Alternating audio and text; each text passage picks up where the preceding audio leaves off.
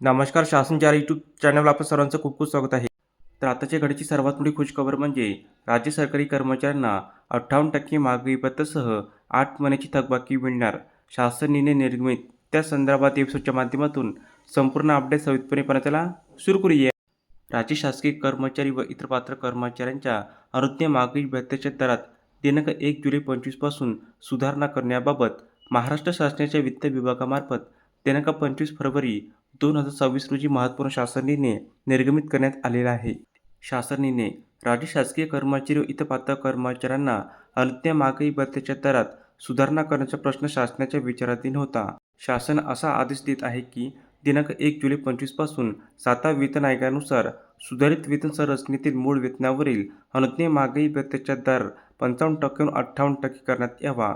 दिनांक 1 फरवरी 2026 पासून सदर महागाई भत्ता वाढ रोखीने देण्यात यावी. माहे जुलै 25 ते ऑक्टोबर 25 या कालावधीतील थकबाकी मार्च 26 या महिन्यात रोखीने अदा करण्यात यावी. उर्वरित कालावधीतील थकबाकीबाबतचे आदेश स्वतंत्र निर्गमित करण्यात येतील.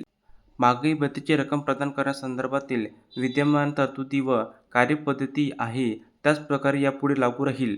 यावर होणारा खर्च संबंधित शासकीय कर्मचाऱ्यांचे वेतन व भत्ते ज्या लेखा शीर्षकाखाली खर्ची टाकण्यात येतात त्या लेखा शीर्षकाखाली खर्ची टाकून त्यावरील मंजूर अनुदानातून भागवण्यात यावा. अनुदान प्राप्त संस्था व जिल्हा परिषद कर्मचाऱ्यांच्या बाबतीत संबंधित प्रमुख लेखा शीर्षकाखाली ज्या उपलेखा शीर्षकाखाली त्यांच्या सहाय्यक अनुदानाबाबतचा खर्च खर्ची टाकण्यात येतो उपलेखा शीर्षकाखाली खर्च खर्ची टाकण्यात यावा. धन्यवाद.